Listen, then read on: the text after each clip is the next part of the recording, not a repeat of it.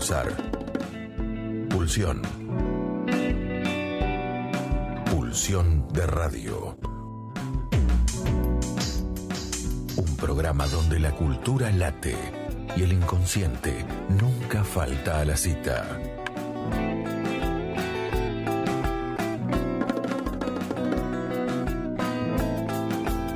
Conducción y producción: Gabriel Pulice, Luis Di Santo y Diego Yaiche.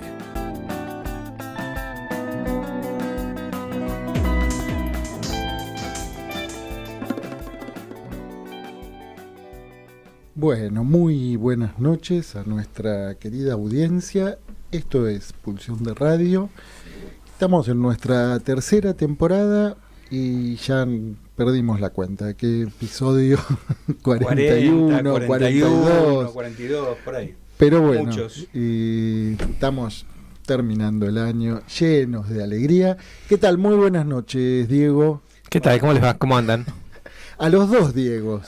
Buenas noches, Gabriel Pulice, porque hoy estamos en el programa con Diego Stulberg y Pablo Fernández. Bueno, después Diego Stulberg, que es un amigo de la casa, politólogo, bueno, ya lo conocen.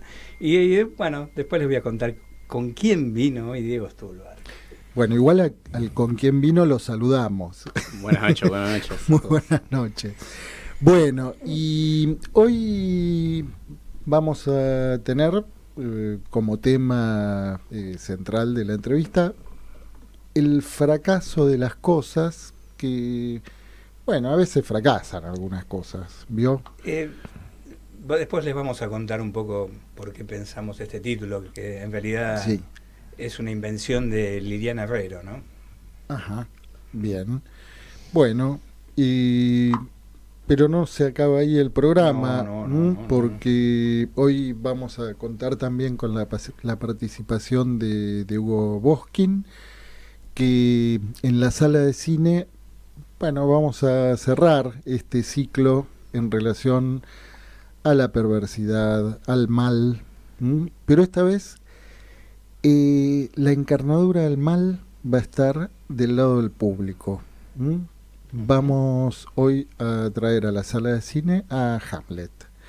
Y bueno, también vamos a tener, ya empezamos a cerrar el año, con la participación de Germán Armando desde la ciudad de Rosario, como siempre con las más importantes novedades de lectura del litoral.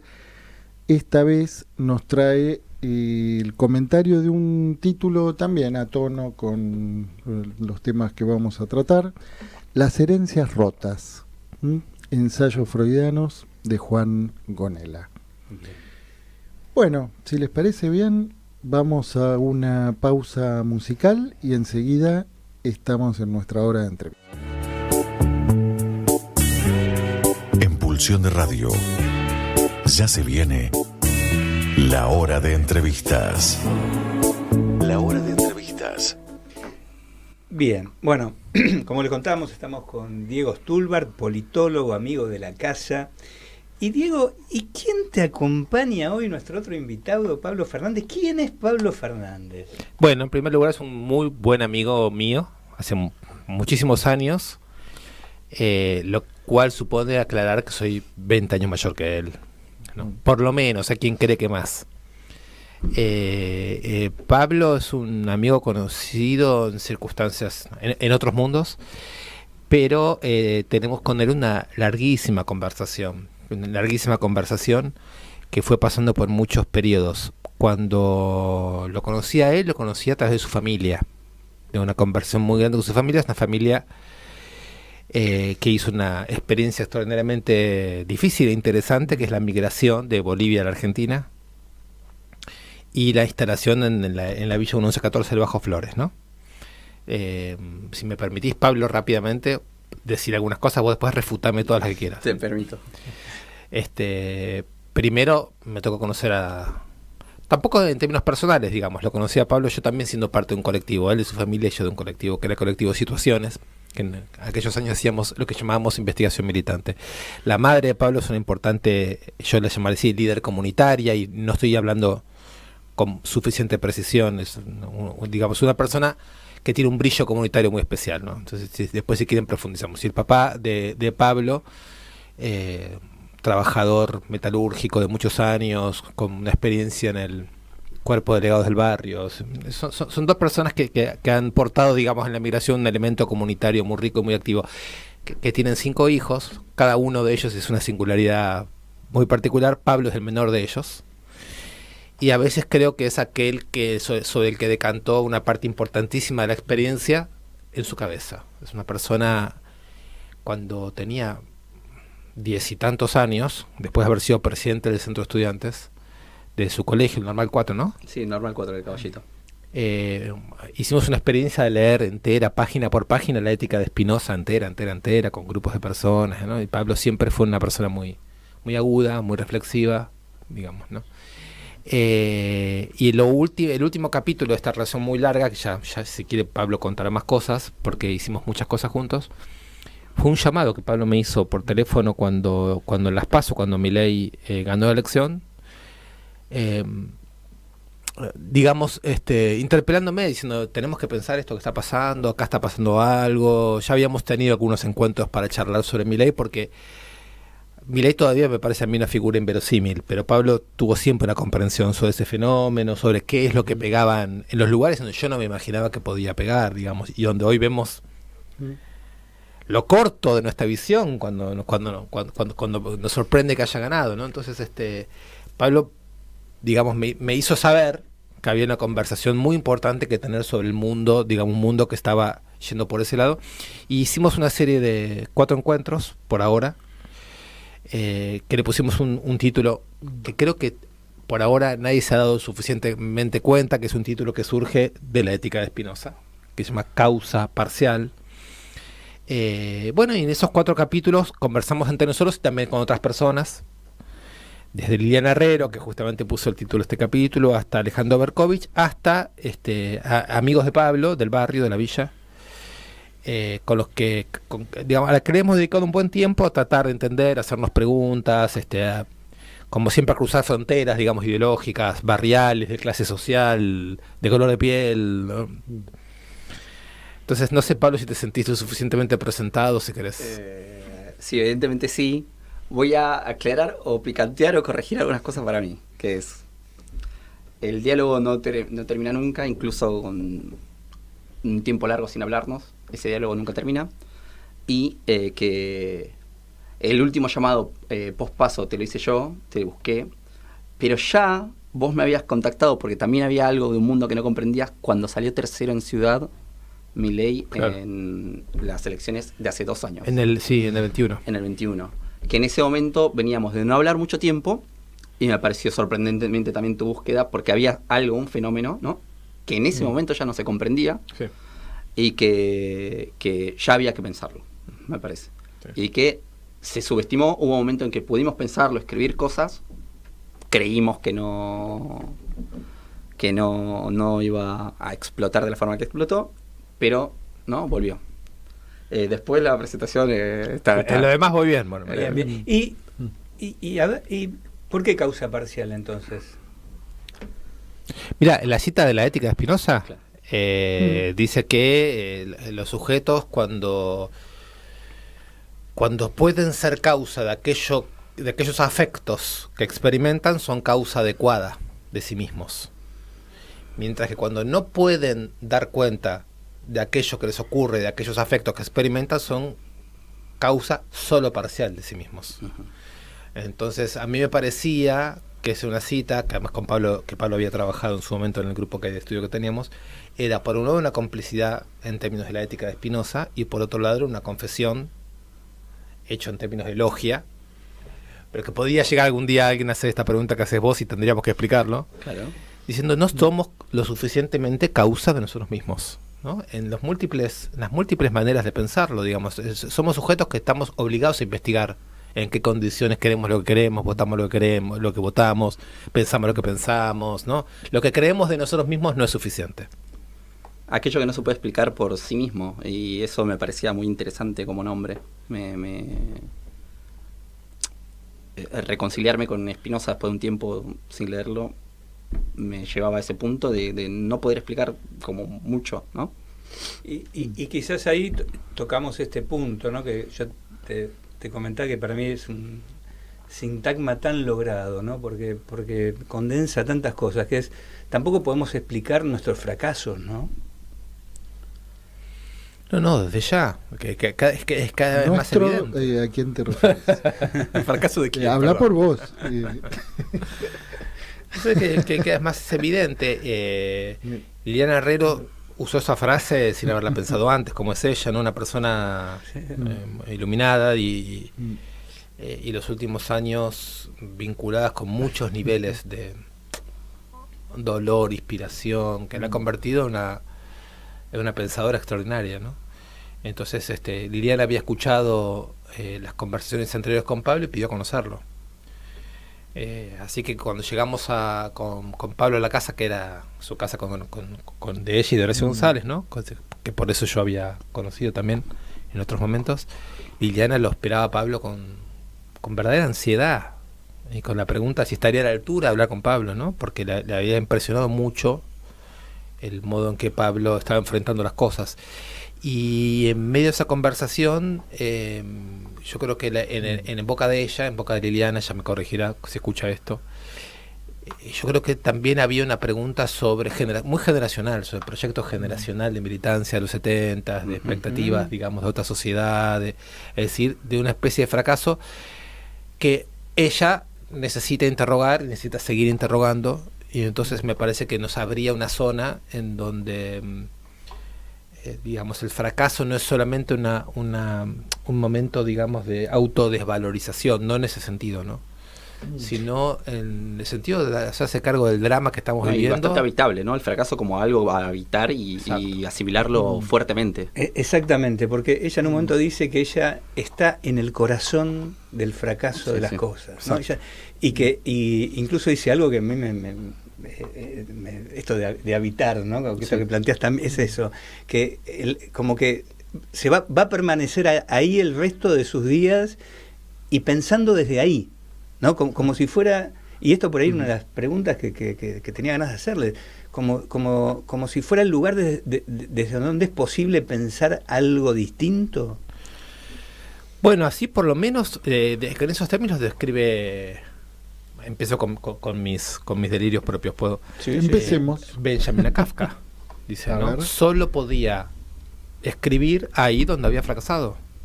Es decir, solo podía ahí donde había fracasado. O sea, hay toda una ética puesta en suponer que el fracaso no es exactamente el cierre de las posibilidades o el cierre de las existencias, sino una de las vías de apertura de posibilidades, ¿no? Sí, porque el fracaso es un modo inesperado del acontecer de las cosas también, ¿no? Si el fracaso te vincula definitivamente con algo procesual, entonces... ¿Es fracaso en relación a algún imperativo o algún ideal?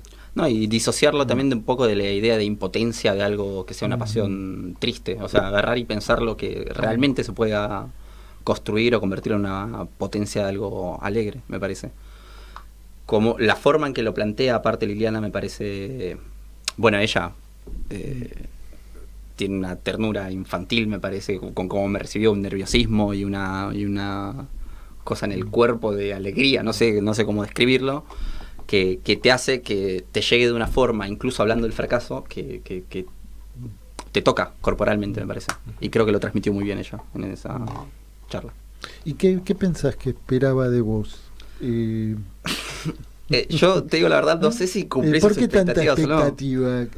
¿Sí? Yo entro a la casa y no sé si está bien o mal decir esto, pero no sé por qué posó sus ojos en mí inmediatamente, o sea, como que se olvidó que venían las demás personas, y de las primeras cosas que me dijo es: yo no leo tanto como vos, me dijo, pero quiero hablar con vos, yo sé que vos lees mucho.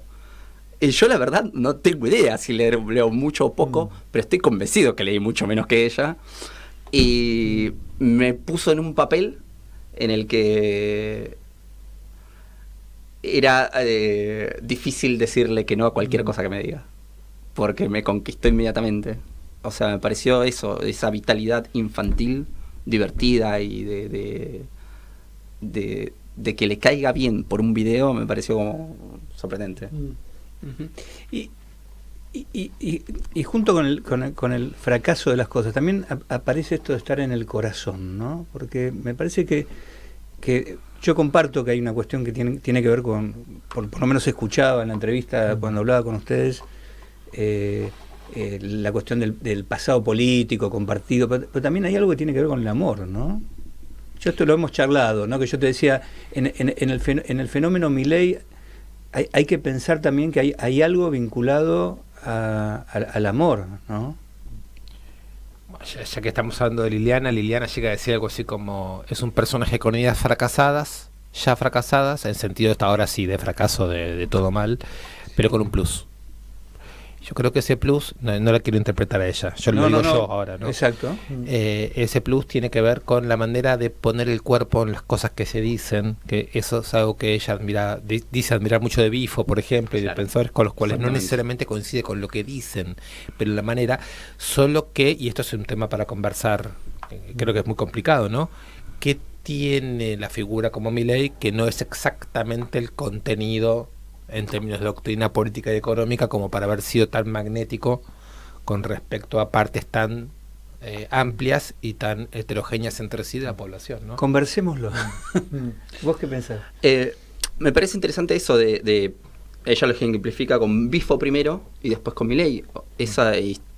No sé si es una cuestión corporal, no sé si es una cuestión de estética, lo performático. Pero hay una cuestión que genera pasiones en las personas, que está relacionada con Milei y que no se veía hace muchísimo tiempo acá, hace mucho tiempo.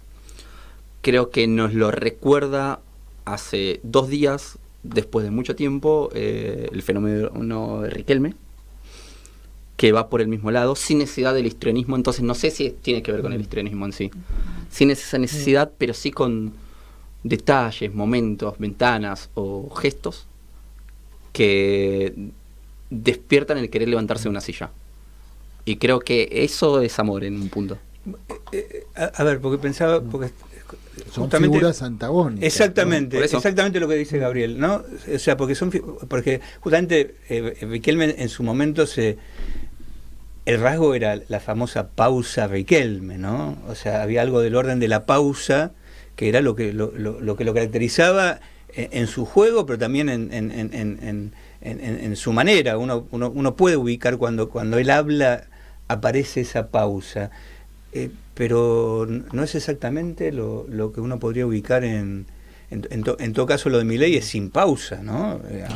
Mi impresión con Milei, ahora me lo estoy tomando en serio, digamos, después de mucho tiempo de que le tenía que preguntar a Pablo, ¿no? Porque yo no lo podía tomar en serio, realmente todavía me cuesta, ¿no? Lo veo y siento estar viendo el Joker, ¿no? Es que Milei convirtió resentimientos varios de su existencia en amor por el libre mercado, y que está invitando a la sociedad a hacer esa operación. Es decir, se puede salir de una suerte de resentimiento revanchista profundo, de una serie de dolores muy profundos, en términos de una revancha cuyo lenguaje es el libre mercado, cuyo lenguaje es toda una idea muy compleja del conocimiento, de la economía, de las instituciones, que en Argentina tiene una historia muy horrorosa, ¿no? Pero esa conversión, digamos, tengo la impresión que quizás, no sé, Pablo, te lo pregunto, al ligarlo con personas tan antagónicas, ¿no?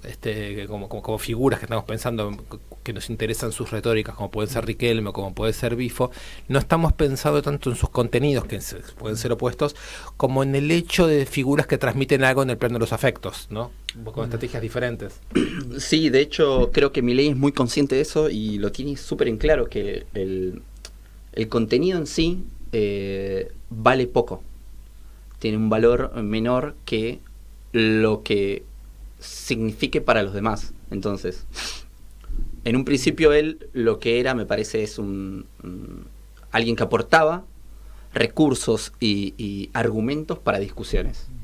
Era cada vez que vos, si eras alguien que te apoyabas en él, querías matar un zurdo, matar un kirchnerista, matar un peronista o lo que sea, utilizaba los argumentos técnicos y políticos de él para poder ganar la discusión. Y en realidad el valor ahí estaba en ganar la discusión. No importaba si lo que estaba diciendo era técnicamente correcto o no. Era ganar. Es ganar. Lo importante es ganar ahí. Y creo que traducir eso a la victoria en el ámbito capitalista, en el ámbito de mercado, en el ámbito de lo que sea, como la victoria como algo a aspirar, era algo que habíamos olvidado. Hubo un momento en el que triunfar, de alguna forma, se veía mal. Y Milei viene a recordar a lo lobo de Wall Street, no, triunfar, esto está bien. Ganar una discusión, ganar dinero, ganar territorio, ganar lo que sea, está bien. A cualquier costo, ¿no? A cualquier costo. Pero lo hace efectivo, o sea, lo hace con una efectivización grande. Sí. Bueno, está claro que ahí los argumentos y los contenidos no tienen, no hay registro de los contenidos, ¿no? De hecho, te encontrás con personas, ¿no? que te dicen, no, nunca dijo eso, ¿no? Y vos le pasás los videos. Es que no importa. ¿No? Y no importa. No importa. ¿No? En el último video, un amigo mío, Marcos, dice, yo le pregunto, pero era post primera vuelta, le pregunto, ¿pero qué él le pida a Macri como, ¿no? apoyo para ganar? ¿No es de perdedor? Y él contesta algo así como, sabe que tiene que ganar. Está haciendo lo que tiene que hacer para ganar. No importa. Está haciendo lo que tiene que hacer para ganar. Entonces me parece como un fundamento, está bien, triunfalistamente triste, pero efectivo. Hay que ganar. De alguna forma hay que ganar. Y te tenés que sumar a la victoria. La victoria es lo que legitima retroactivamente las operaciones que llevan a la victoria. Claro. Sí, Maquiavelo puro, se podría decir. Maquiavelo puro, pues sabes que yo tengo tantas, como me presenta Diego como politólogo, yo digo, lo único que me gusta de ese nombre es haber leído Maquiavelo. Que Maquiavelo consideraba que la eficacia política era un valor fundamental por sobre la moral y la religión, siempre confiando en que eso descansaba en la fuerza de una multitud. Sí. Y yo creo que acá la idea de mercado que trae Milei desorganiza la idea de una multitud, porque esa multitud solamente puede ser concebida como un conjunto de individuos de mercado. Claro, es una multitud, pero ya desgranada en su origen. Él individualiza, sí, lo hace claramente, y de hecho lo dice, está orgulloso de eso. Claro. Pero genera algo en común en ahí, que genera ese colectivo de individuos. Ahora, está eso muy bien hecho. No tiene historia, digamos, incluso en el pensamiento argentino. O sea, cuando digamos los pensadores de la derecha más oligárquica empezaron estoy pensando en Ramos Mejía, empezaron a plantearla, incluso casi a la par de que Freud empezó a hablar de masa, o empezó a hacer su teoría de psicología de las masas. Acá en Argentina hubo varios pensadores, ahora se me pasan, uno fue Ramos Mejía, que elaboraron una noción que no era exactamente la noción de masa, sino de muchedumbre, y que justamente esa noción rescataba cierto cariz anárquico, ¿no? que tenía el gaucho, ¿no? Porque ubicaba, no era bajo el modelo de la iglesia o del ejército, sino que rescataba este tema incluso de que se puede ubicar en las montoneras federales, etcétera, que era cierto costado anárquico que había en el espíritu de los habitantes de estas tierras, digamos, ¿no? Y que podían ser, digamos, capitalizados por distintos caudillos que no necesariamente, digamos, podían tener ideas, digamos, progresistas, digamos, ¿no? Que quiero, digamos, reconocer en estas cuestiones, charlas que he tenido con mi hija que estudia filosofía, que viene pensando mucho esta cuestión, ¿no? Entonces digo, yo no sé si Milei no se hace eco de esto. O sea, si en realidad Milei toma algo que está en el propio espíritu nuestro, este costado anárquico, que puede incluso ser un anarquismo de derecha, digamos, ¿no? Claro, en caso de que Milei fuera anarquista, él lo llama anarcocapitalismo, ¿no? Claro. Y a él pertenece una frase que él dijo, ¿no? O sea, Dios es anarcocapitalista, el universo no puede no ser anarcocapitalista. Si un estatista ocupara el lugar de Dios o del universo, este planeta ya se hubiera destruido, porque el Estado no puede manejar algo tan complejo como el universo. ¿No? Así es. La idea del mercado elevado a una fe teológica.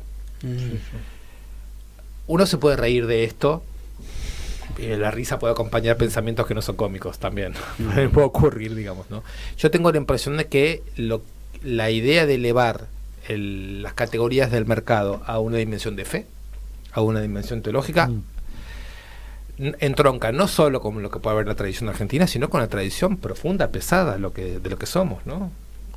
Profunda lo que somos, la idea de que existe un proyecto de conocimiento, un proyecto de justicia y un proyecto de trascendencia depositado en los mecanismos, digamos, de un capitalismo no dominado por una intervención burocrática, ni política, ni intelectual, ni nada, no, simplemente ir suprimiendo lo humano y dejar que ciertos mecanismos y combinatorias vayan organizando y nos vayan informando de cuál es nuestro valor en la sociedad, de quiénes somos, de lo que merecemos, ¿no? Bueno, pero ahí hay como una contradicción que solo yo diría el fenómeno del enamoramiento hace que alguien no pueda ver, ¿no?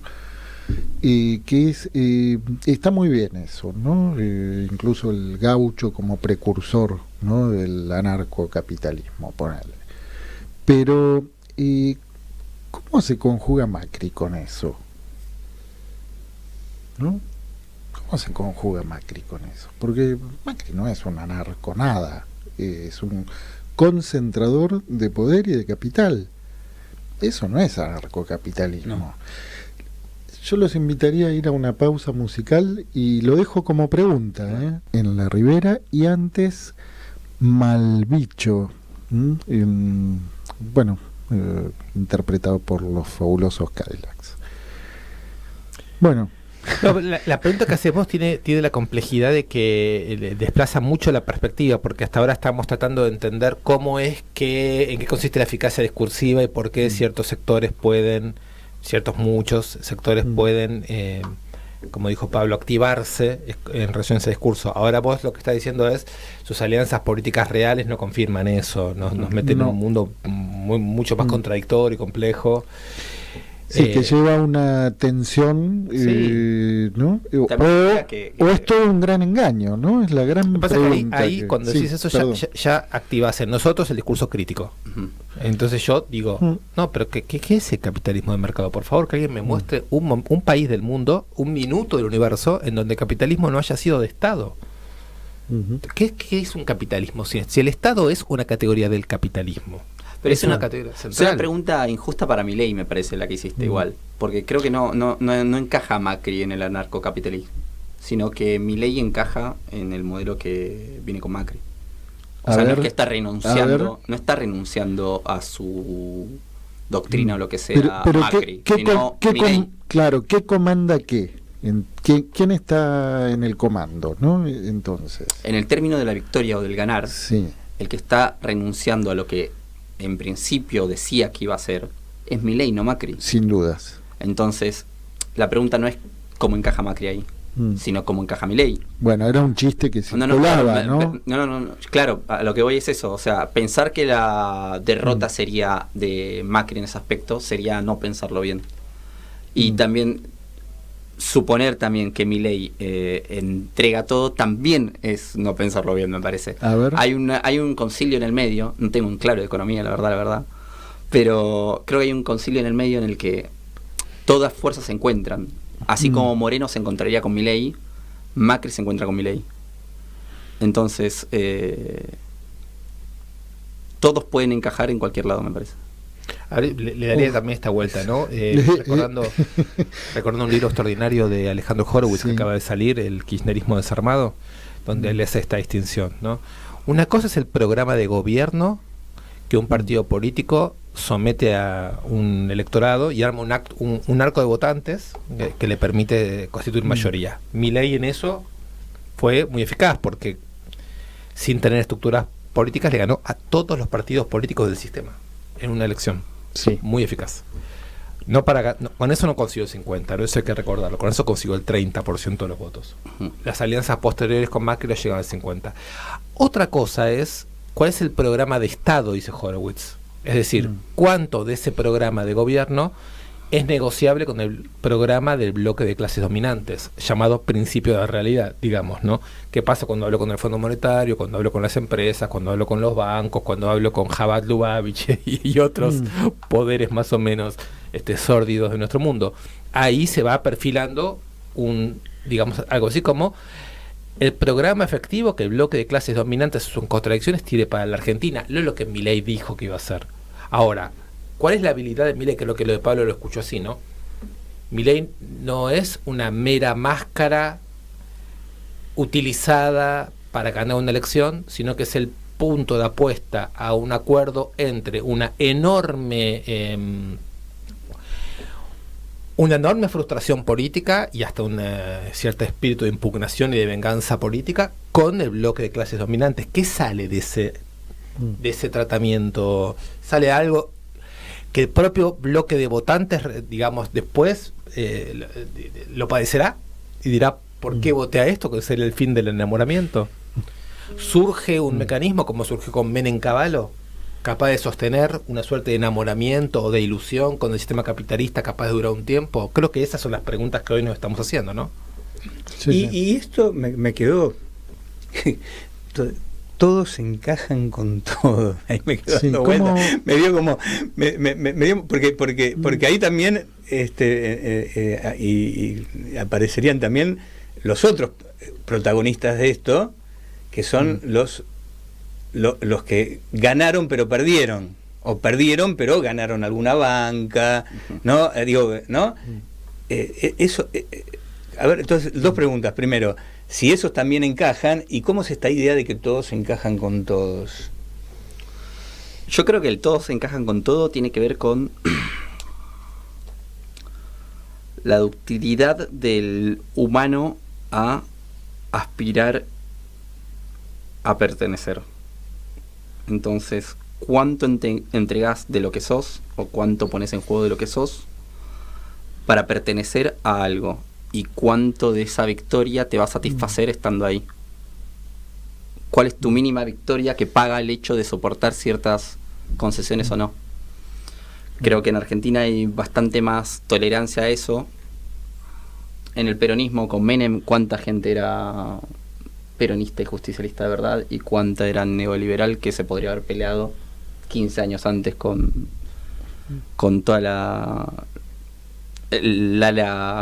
guerrera del peronismo? Bueno, nuestro candidato venía de la UCD, digamos, ¿no? Claro, ¿cuánto nos sorprendería? Y lo pregunto realmente, que, o sea, creería que no va a pasar, pero ¿cuánto nos sorprendería que si Massa no se hubiera postulado para presidente contra Milei, que ocupe algún cargo con Milei? ¿Nos hubiera sorprendido mucho? De verdad lo pregunto. Yo creo que no. Yo creo que hay mucho actor que tranquilamente puede vivir los dos costados y tiene esa capacidad de saber qué es una victoria y cuánto podés ceder por esta. Un panorama desolador, ¿no? Porque esto es como, bueno, digamos, esto sería la famosa casta, ¿no? Claro, pero qué sé yo, en discurso casta es una cosa y en los fácticos otra, ¿no? Entonces es como... ¿Qué diferencia ubicarías? No sé, en discurso la casta me parece que suena fuerte, pero está bien bardeada la casta, está bien dicho. O sea, Milei en ese aspecto le pega algo y le pega bien, golpea bien. Y un discurso más allá de que... Seduce, vamos a decir. No sé si la palabra seduce, porque te hace identificar, no es simplemente seducir. ¿Te hace odiar a la casta de verdad? ¿Está mal odiar a la casta? Sí. ¿Está mal odiar a la casta política? ¿Qué tan mal está? No, claro. Pero lo llamativo es cómo de pronto el odiar a la casta política ya no se sabe qué quiere decir, ¿no? Claro, si se vacía, ¿no? Claro, si se vacía el discurso, ¿no? Claro. Se pierde mucho. Pero... A ver... Pasa que lo de Milei es tan efectivo que te hace poner en un papel el que tenemos que defender, o por lo menos tenemos que ofendernos con que insulten una casta política. Es una locura. Técnicamente hablando, está perfecto.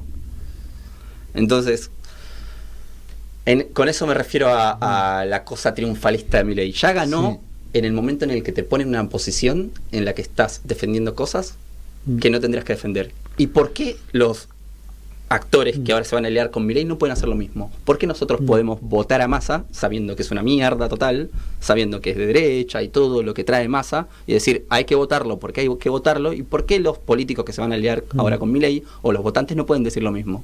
Sabemos que es una mierda Macri, pero lo necesitamos para gobernar. ¿Por qué no pueden hacer lo mismo si nosotros lo hicimos para votar a Massa? Sí, la pregunta que uno se hace es ¿qué consistencia tiene eso, ¿no? A mí me parece que hay algo que estuvo el último año en discusión, que es el odio. El odio en política. Es una discusión que en principio se planteó en torno al atentado a Cristina, ¿no? Sí, que parece que no hubiera pasado, ¿no? Que hubiera pasado. Pero pensemos un poco esto, ¿no? La declaración de quienes estuvimos conmovidos por el intento de asesinato a Cristina y fuimos a la plaza, etcétera, fue: nosotros no somos odiadores, nosotros somos amadores. Odiadores son ellos, ¿no? Lo cual, para una persona, por ejemplo, por el caso, ¿no?, que ha leído Spinoza, uno se pregunta, ¿habrán personas que no odian?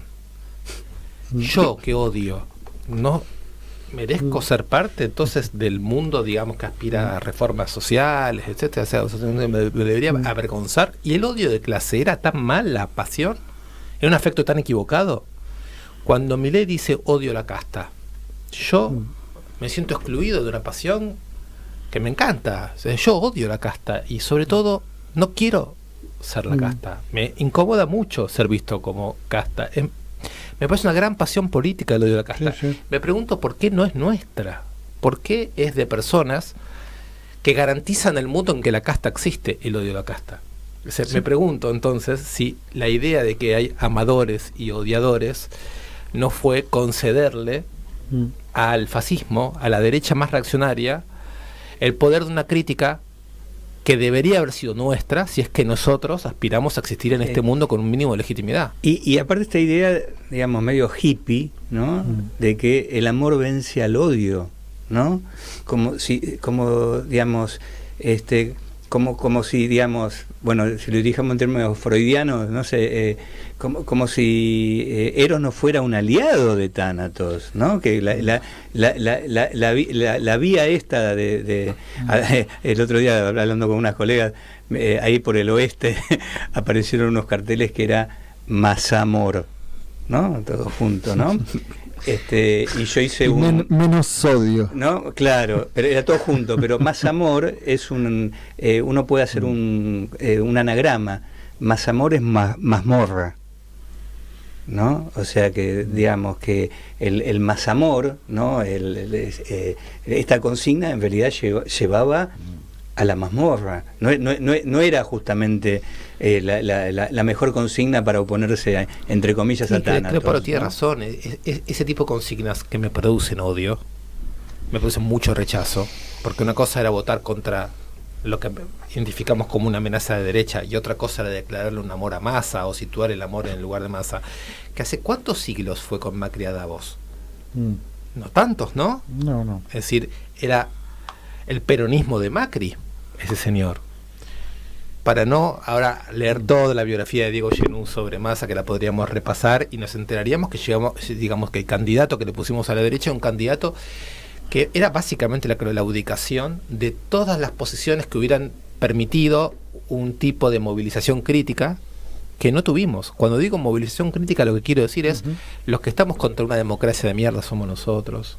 No defendemos la democracia. Yo no defiendo la democracia. Yo lo que defiendo es un poder de transformación pacífico que puede ser según las reglas, pero en tanto que es de transformación. Yo yo recuerdo mucho la crítica del alfonsinismo que todos tuvimos. Yo participé activamente en el 2001 diciendo que se vayan todos. Para mí es un orgullo. Digamos, no siento que yo sea una antipolítica, sectaria, reaccionaria, etcétera.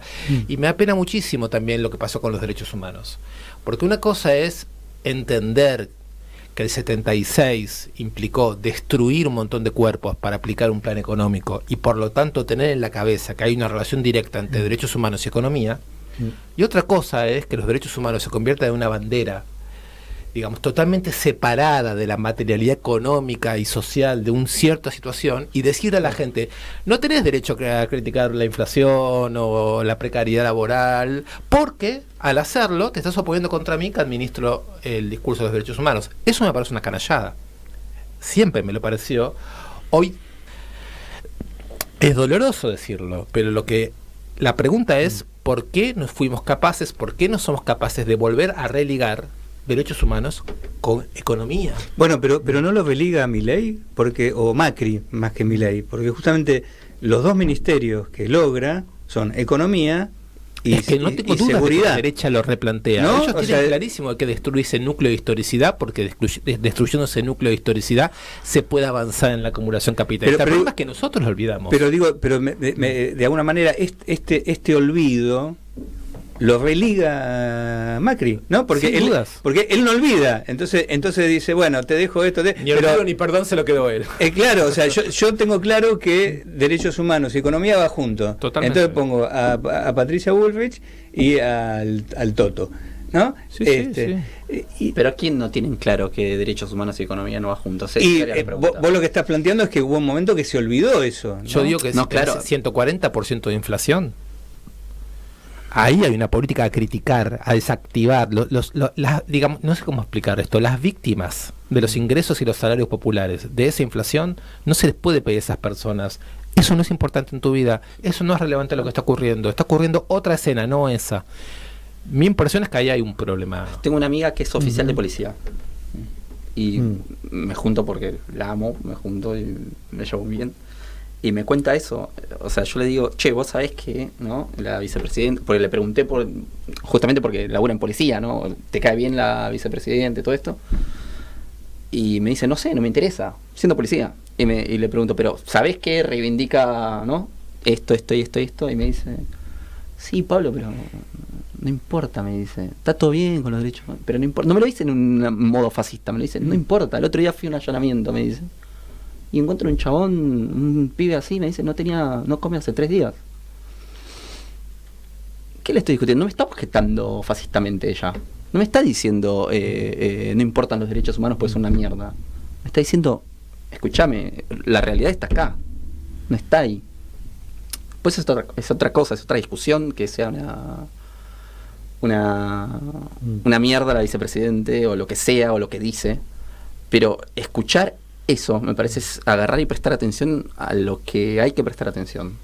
Y nos quedan poquitos minutos y le quiero preguntar algo que lo hablamos un poquitito ahí durante el tema musical, que es esta otra parte tipo show, ¿no? Que digamos, ¿no? Este otro costado menemista, ¿no? La primera dama es una imitadora de Cristina Kirchner. El presidente sale de un programa de Chimentos, ¿no? Yo en algún momento te escuché algo a vos, Pablo, respecto a estas cuestiones, que algo había situado. En el primer video hablo de la identificación del hacete empresario, hacete el emprendedor de vos mismo, que lo lleva al máximo nivel, vendiéndote la imagen de fiesta y show. Sí. En el video digo las minas, el yate, ¿no? El champán, todo eso. Y creo que es algo que todo joven quiere transitar. Tiene una añoranza de los 90 sin haberlos vivido, por esa imagen de fiesta y show. Es algo que nos comimos, que nos cuentan que es un mito, que el dólar valía $1, que podíamos comprar absolutamente lo que queríamos, podíamos viajar a donde sea, y es algo que culturalmente es aspirable, desde la música, el trap o lo que sea, hasta la posibilidad económica de acceder a invertir, apostar, poner guita. Y el rédito es una imagen de ganador. que nos hicieron comer, que es lo que necesitamos. Y ese show es esto, representa esto. Representa Menem, representa Maradona, representa Maradona del otro lado, ¿no? El yate con el Che y un habano, ¿no? Representa todo aquello que no pudimos ni siquiera oler, pero que estuvo cerca, estuvo cerca. Me parece que va por ese lado el show y lo que aspiramos con el show. Y por lo que veo va a ir por ese lado. O sea, como dijiste, describiste. Pero no hay algo de esto de la historia primero como tragedia y después como no sé, en este caso sería algo más tipo pantomima. Pero en ese video, por ejemplo, a Diego le digo, él me dice, pero viene Cavallo con Milei, me dice. Y la pregunta es, ¿qué imagen quedó de Cavallo? Para nosotros, me incluyo, quedó que reventó el país económicamente, ¿no? Que fue una mierda, que vendió todo lo que podía de Argentina y si puede vende más. Pero la imagen de Cavallo es Cavallo con $1 en una tapa de revista, para alguien que... Sí, también es la de Cha-Cha-Cha, ¿eh? Claro, pero se basa en algo estético. Y en lo estético, Cavallo es genial en ese aspecto. Representa completamente los 90, incluso por ahí más que Menem. El dólar ligado a Cavallo es inseparable. Y si Milei se basa en eso, y el dólar también significa el ganar, el aspirar a todo ese show, a toda esa cosa capitalista, a toda esa cosa, ¿no?, de mercado, está bien asociado. Sí, es la ilusión de que siguiendo por ahí vamos a llegar al cielo, ¿no? Claro. Es un poco esa la promesa, ¿no? Sí, yo lo único que le digo a Diego es, en el fondo, sí, es lo que creo y es lo triste, es que sé que soy el último en la fila, sé que vamos a ser los últimos en la fila nosotros, y nos hicieron creer que podemos estar en la fila. Y ni siquiera vamos a estar, o sea, nos van a liquidar. Pero nos hicieron creer realmente que podemos estar en la fila. Y habiendo dicho eso, no está mal el discurso de que te podés hacer sin aspirar a los laburos de 30 años, te podés hacer sin tener que esclavizarte, te podés hacer... O sea, es un discurso que más allá de que sea afectivo o no, es necesario que un joven lo escuche. Que ya no ya no necesitamos eso, o ya no lo queremos, o ya no queremos aspirar a eso. Entiéndanlo, creo que eso es lo que está diciendo con... Sí. A mí me parece que ahí, en esto que decís, efectivamente hay un cuestionamiento a lo normativo, ¿no? Uh-huh. A cierta vía normativa, ¿no? Que es una paradoja, porque por otro lado lo normativo vuelve en esto de la gente bien, ¿no? O sea, gente de bien, ¿no? O sea, ahí vuelve lo o sea, a ver, yo algo que y estoy pensando en vos, o sea, cuando vos decís cómo Milei de alguna manera termina perdiendo, digamos, ¿no? Es porque lo que era un discurso antinormativo, claro, ¿no?, termina fagocitado nuevamente por un discurso normativo. Por ejemplo, el de Schiaretti, que proponía una Argentina normal. Ahí aparece nuevamente lo normativo, y Schiaretti siendo uno de los socios más importantes de este gobierno, ¿no? Bueno, nos quedaríamos... Bueno, yo una última cosita es también una pregunta, ¿no? ¿El yin alguna vez puede llegar a ganarle al yang? En relación al amor y el odio y todo lo que planteaba. ¿Podemos salir de este ciclo infernal en el que estamos? Tengo la impresión de que mucho de lo que Pablo estuvo diciendo es que hay una dialéctica muy compleja en esta realidad, que es que un conjunto de críticas a la realidad, críticas llamo al feminismo, críticas llamo a la crítica al trabajo, crítica a los modos de, digamos, que se nos propone la existencia, fue apropiado por la ultraderecha. Así que la ultraderecha puso sobre la mesa, a través de mecanismos deshistorizantes, el conjunto de demandas y reclamos que en principio habían sido producidos por izquierda. Por ejemplo, lo que acaba de decir Pablo, ¿no? El derecho a no trabajar en el sentido histórico de la bandera de las izquierdas, no en el sentido del no el productivismo, no a los trabajos más brutales, a la promesa que uno va a progresar en el trabajo cuando en realidad te están robando todo. Ese discurso de las izquierdas, me pongo el feminismo y a otras actualizaciones de esas izquierdas, digamos, tengo la impresión de que la derecha le hizo a nuestros discursos y a lo mismo que la dictadura le hizo a los hijos de los militantes. Secuestros de experiencias, de lenguajes, ante nuestra incapacidad de activarlos y de renovarlos. Entonces, me quedo con esto último que decía Pablo. El derecho de los jóvenes a no trabajar. ¿Qué hacemos con eso? Porque es una experiencia fundamental. Pablo está diciendo que te resulta fundamental. A mí también me parece fundamental. ¿Por qué nosotros no somos capaces de plantear que el sometimiento de generaciones enteras al trabajo más precario es un horror y que ahí triunfa un orden cuando eso ocurre? Por supuesto, pienso que el modo en que Milei y la ultraderecha se apropian de eso va a ser la peor catástrofe para esa juventud, para el mundo laboral, va a ser la peor catástrofe, pero lo que estamos tratando de pensar ahora es cómo es que esto ocurre una vez más, ¿no? Bueno, y se nos fue. Se nos fue. Bueno, pero todavía no asumió. Bien. Asume el Día de los Derechos Humanos y el día que se cumplen 40 años de la democracia, ¿no? Sí. Bueno, muchas gracias, Pablo, muchas gracias, Diego. Bueno, esperemos que digamos que esta conversación, bueno, siga, ¿no? Va a seguir. Nosotros también como Pablo, cada tanto te llamamos. Sí. Digamos. Voy a poner una sesión telefónica. Convocamos al oráculo, ¿no? Digamos, para poder seguir, digamos, conversando. Yo creo que yo soy optimista de que en el corazón del fracaso puede surgir algo nuevo. Yo digo, es cuando muchos compañeros y compañeras hablan de si se va a poder resistir o no se va a poder resistir, etcétera. Lo único que yo pienso es, no dejemos de conversar en público diciendo la misma cosa que decimos en privado. Animémonos esta vez a seguir discutiendo en público todo lo que haya que discutir. Perfecto. Aquí, en Pulsión de Radio. Bueno, vamos a una pausa y a la vuelta estamos con nuestra sala de cine y seguimos con el mal. En Pulsión de Radio ya se viene El Rincón de los Libreros, la columna que en tu biblioteca no puede faltar. Muy buenas noches, amigos de Pulsión de Radio. La alegría de saludarlos desde la ciudad de Rosario, Germán del Juguete Rabioso Libros. Un gran abrazo a Diego, Gabriel, a toda la mesa y por supuesto a la audiencia.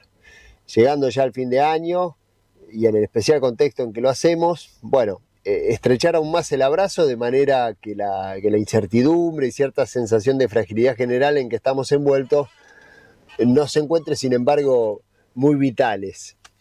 Envío este audio antes de escuchar el programa, pero seguramente cuando salga ya la participación de Diego Stulberg y Pablo Fernández en el diálogo con ustedes habrá aportado ese granito de arena para pensar este presente con la lucidez que Diego siempre nos trae. Bueno, yendo a los libros, es una manera muy auspiciosa para nosotros de cerrar el año, el poder compartir con ustedes una novedad editorial que comporta una triple alegría. Es un libro editado en Rosario por una editorial rosarina. En segundo lugar, el autor es un psicoanalista rosarino. Y en tercer lugar, pero no menos importante que todo lo anterior, es un gran libro. Se trata de Las herencias rotas, ensayos freudianos, editado por Otro Cauce y escrito por Juan Gonella. Juan es analista, editor y docente de la Facultad de Psicología de la Universidad Nacional de Rosario. Ha publicado artículos en la revista Conjetural y visita seguido la ciudad de Buenos Aires, donde participa en ciclos de lectura y estudio.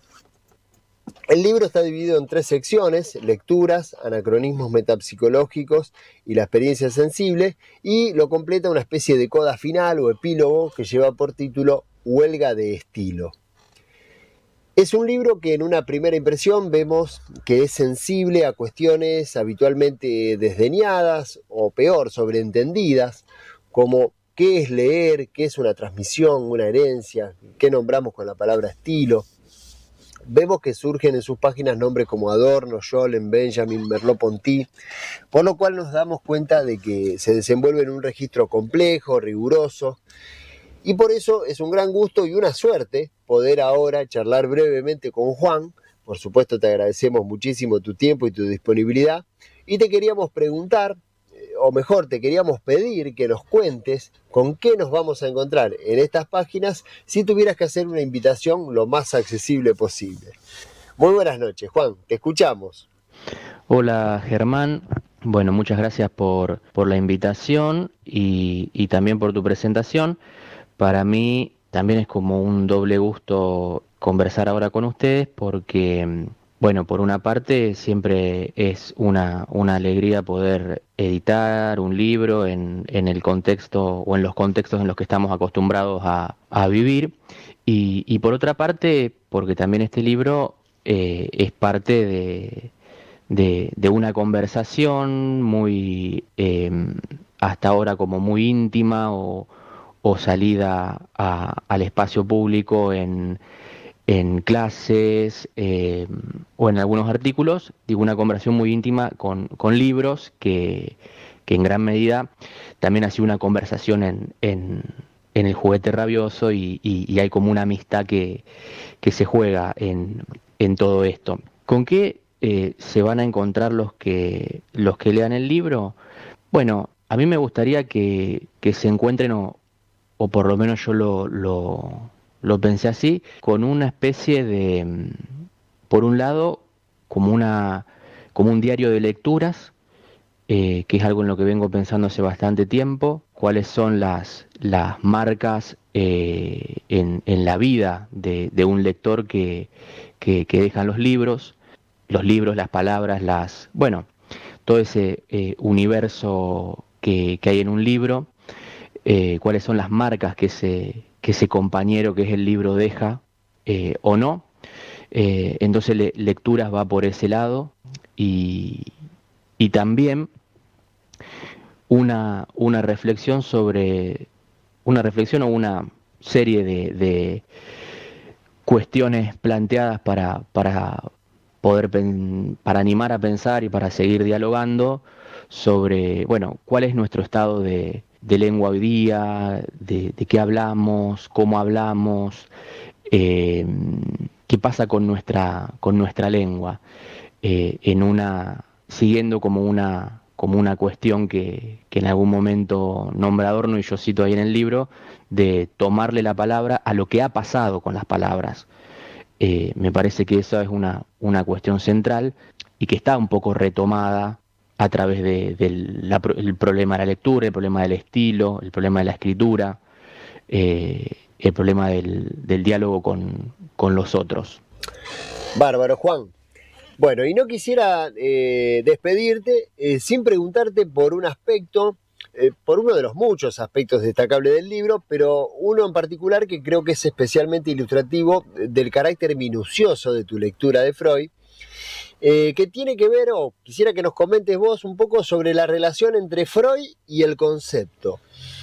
En el libro vos mostrás con mucha claridad, a partir de las traducciones de Freud a otras lenguas, al castellano por supuesto, al inglés, lo sintomático de algunos escamoteos que evidencian las dificultades para aprender en el trabajo de lectura, la no entera correspondencia del pensamiento de Freud con la idea convencional de concepto, como cierta renuencia, cierta cautela freudiana a la síntesis conceptual atraviesa toda su obra, y lo difícil que resulta que esta especie de vacilación estructural sea vertida a las otras lenguas, pero en sí misma, en el alemán de Freud, digamos, cómo nos dice algo de la tensión ineliminable entre psicoanálisis y filosofía, o más en general, la tensión o la disyunción entre psicoanálisis y cualquier discurso de saber. Bueno, esa pregunta, Germán, es una pregunta que nos podría llevar a conversar bastante tiempo, y es una pregunta central del libro, muy atravesada por vamos a decir, los golpes de la lectura de mi lectura de Adorno, y también, y no quiero esto dejar de decirlo, muy agradecida esa lectura a la enseñanza que recibí en el aula 62 de la Facultad de Humanidades y Artes de la Universidad Nacional de Rosario, del profesor Héctor Piccoli, al que quiero muchísimo y estoy infinitamente agradecido, y me ha enseñado, junto con el idioma alemán, algunos trucos, algunas mañas de lectura. Dicho esto, son como las dos cuestiones afectivas y teóricas o teórico-afectivas que me llevan o que me llevaron a esa cuestión. Hay un punto, no me voy a meter en la disquisición filosófica o epistemológica en relación al concepto, etcétera. Hay referencias en Adorno como muy claras, para mí fueron en la dialéctica negativa, entre estudios sobre Hegel, en fin, y eso puede armar un recorrido para el que esté interesado, pero hay sobre todo una cuestión. Vos lo habrás visto, los lectores lo podrán encontrar en distintas partes del libro. Este mismo tema del concepto o de la insuficiencia del concepto, estamos tratando de pensar qué dice Lacan cuando, planteando el inconsciente freudiano y el nuestro, hace ese hincapié sobre un término extraño que él llama un Begriff, para nombrar un Bewusste. Esa cuestión también el lector la va a poder encontrar desplazada en otros dos textos del libro. El texto La casa vacía y el texto dedicado al diálogo entre Adorno y Levi Strauss sobre el problema de la armonía y de la cuestión musical para pensar la estructura. Lo que yo tenía en mente, que lo tomo como una cuestión metodológica, si ustedes quieren, es lo siguiente. En algún momento de la interpretación de los sueños, Freud dice: tomar al sueño y pedir repeticiones del material manifiesto para, en la diferencia de versiones, encontrar el sentido del original, ¿sí? O el sentido oculto. Bueno, el trabajo que hay con las lenguas, con las traducciones de Freud en el libro, tiene que ver con eso, ¿sí? Considerando también las versiones en alemán que tenemos, como versiones y no como originales, porque deberíamos también tener un criterio histórico, trabajar con primeras ediciones, porque la obra de Freud fue muy trabajada por los editores, desde el año 60 y pico hasta ahora. La mayoría de las obras en alemán de Freud están revisadas con los criterios de la Standard Edition, o sea que es muy difícil el planteo sobre el original. Entonces, en la comparación, ¿sí?, de versiones, como cada lengua retoma y falsea y plantea una posición, pero a su vez sin algún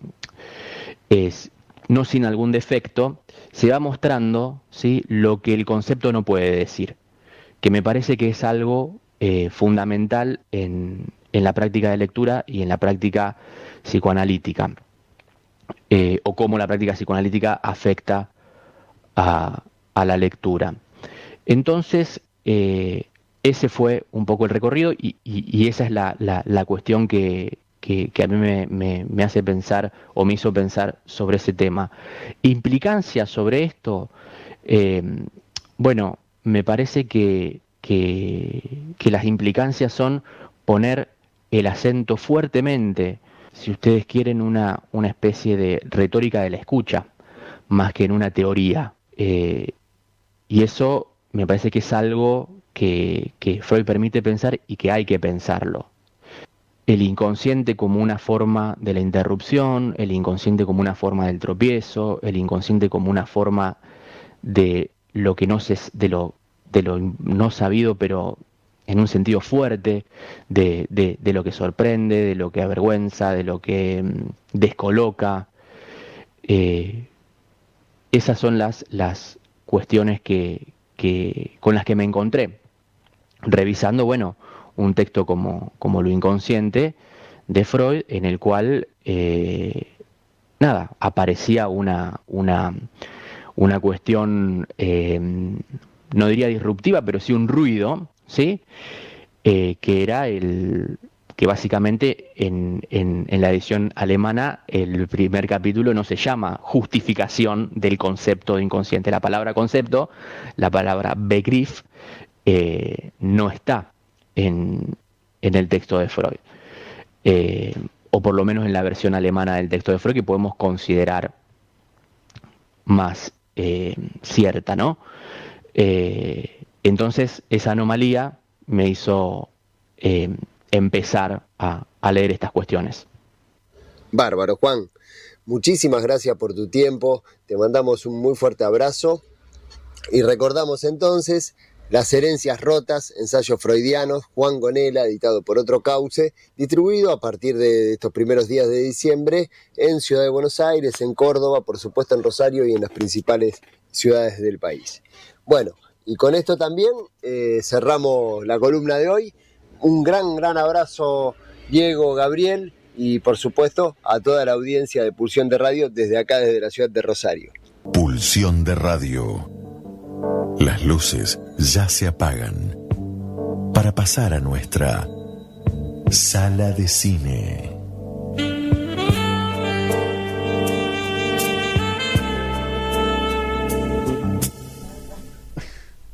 Bueno, estamos en el aire. Muy buenas noches, Hugo. Buenas noches a todos, ¿cómo les va? Bien, muy bien. Encuentro del año. Bueno, escuchábamos recién a Fito Páez, porque venimos de Rosario, ¿no? Así que escuchábamos primero a Germán Armando, en una entrevista al autor, a Juan Gonella, y Las herencias rotas, ensayos freudianos. Y bueno, hoy vamos a hacer el cierre del año de la sala de cine con un último episodio, como tenía que ser, Trágico. ¿no? Trágico. Sí. Bien, bueno. En principio, como vamos a hablar de Hamlet, Hamlet tiene muchas singularidades. La primera, que hay que decirlo, es un personaje de teatro. Quiero decir, no es Shakespeare, ¿no? Digo, es uno de esos personajes que la gente confunde con el autor. Sí. Más o menos como Don Quijote con Cervantes, sí, ¿no? O a Sherlock Holmes, ¿no? Claro. Que le mandaban cartas a Baker Street, claro. 220B. Sí. Hamlet es casi en algún momento alguien lo describe como un personaje real que lo metieron en una obra de teatro, ¿no? Entonces actúa de Hamlet él. Más allá de eso, lo que me parece interesante para situar hoy, más allá del inagotable Hamlet, estamos hablando de Hamlet el hijo, porque no todos recuerdan que también Hamlet se llamaba el padre, el fantasma, The Ghost, le quedó. Sí. La primera cuestión para decir de Hamlet es que la escena más conocida del teatro universal, supongo, no sé si hay otra así que sea tan, que es la famosa To Be or Not To Be, cuya traducción siempre ha sido ser o no ser. Podría haber sido otra, por ejemplo, ser o no estar, ¿no? Podría haber sido. Transcurre en la obra shakespeariana Sin calaveras. Sí, ese es un invento de pero marketing. No, de marketing no. Cualquier cuestión de estas que suceda, nosotros lo tenemos que, me parece, nuestro trabajo es tomarlo como una lectura de Hamlet. No lo tomaría como un invento cualquiera. Es un traspaso de la escena quinta, del acto quinto, donde Hamlet está con las calaveras de los muertos 32 años antes, con la escena donde él se pregunta por el ser de él. Y esa lectura ha tenido consecuencias muy importantes porque al poner la calavera se le ha connotado a Hamlet desde el inicio con que él está pensando más o menos en suicidarse, ¿sí? Si quiere estar vivo o no, o si quiere ser calavera. Sacando la calavera y poniendo algún otro objeto, por ejemplo una espada o un libro, se podría haber puesto un libro, entonces las preguntas podrían haber sido otras: ser o no ser guerrero, o por ejemplo ser o no ser literato. Sí, que es más lo que como era él. una pregunta filosófica también. Una pregunta que se hace un muchacho de 21 años, como tiene él, o 20. ¿Qué edad tiene Hamlet? Más o menos, 20 años. Unos 20 años. Unos 20 años, sí. Después pasan 9 meses y tiene 32, recordemos. Bueno, son saltos shakespearianos en el tiempo. Y en ese momento, aparentemente se pregunta por el ser. Me parece que, a mi entender, no. Y eso cambia mucho la lectura que se haga de Hamlet. Si él se pregunta por el suicidio, bueno, tenemos un personaje que, más o menos, en la línea de libertad o muerte, o venganza o muerte, etcétera. Y que él está muy decidido con eso, pero indeciso en relación a cobarde, o como se dice de Hamlet muchas veces, que procrastina la muerte de Claudio. Como nuestro trabajo este año fue en Racional Mal, ¿sí? Vamos a tratar de incluirlo hoy. Bueno, no lo incluimos en el subtitulado, claro, ¿no? pero lo podríamos incluir, por supuesto, en Claudio, que asesina a su hermano, en las conductas de Gertrudis. Bueno, hoy vamos a tratar de ir por otro lado. Y ya cito esta escena, que es la escena en la que él, a mi gusto, toma la espada o un libro para preguntarse si sigue haciendo lo que él quería hacer, o si la aparición del fantasma le implica un cambio en su vida, ¿sí? Si él tiene que hacerle caso al padre. Y por otra parte, si nos da el tiempo, entiendo que sí, Hamlet ha sido leído por Freud y Lacan. Cuando a mí la primera vez que me dijeron que hable de Hamlet, me lo dijo Osvaldo Quiroga en la televisión. Yo había escrito sobre otros, y la verdad que dije, bueno, de eso ya hablaron Freud y Lacan, así que dejémoslo.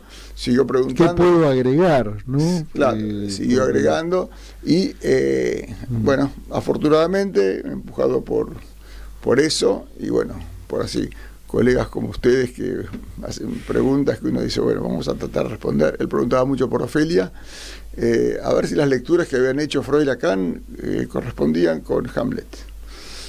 Coincidentemente, el problema que tuvieron ambos, si me permiten la osadía de decirlo así, es que ellos usaron a Hamlet para justificar su teoría. Es decir, Hamlet le venía bien a Freud para las teorías sobre el Edipo, y a Lacan para el tema de la procrastinación y algunas cuestiones de la relación con la madre y el obsesivo y demás. A mi entender, no coincide Hamlet con esto. Vos decís que hubo una suerte de forzamiento. Usaría exactamente esa palabra. Sí. Lectura analógica a la teoría y forzamiento. Digamos, y la que más nos interesa, quizás porque la de Freud es como más conocida, qué sé yo, si mata al padre, si no mata al padre, el tío. Inclusive las versiones sobre si Claudio, alguna duda que queda, ¿sería el tío de él o era el padre biológico? ¿Desde cuándo eran las relaciones de fidelidad de Gertrudis? No sabemos, no está claro en el texto. Esa parte más Edipo más o menos lo tenemos, ¿no? Sí, sí, esa parte se resolvería con un ADN. Pero... Sí, no, pero igual es la cuestión del Edipo, qué sé yo, y los sentimientos por la madre, por el padre, pues, más o menos. Lacan va más allá. Lacan dice que durante 4 actos Hamlet posterga el acto, y en el 5.º acto va adelante con lo que es su tarea. Modestamente yo pienso que es todo lo contrario. Es decir, durante 4 actos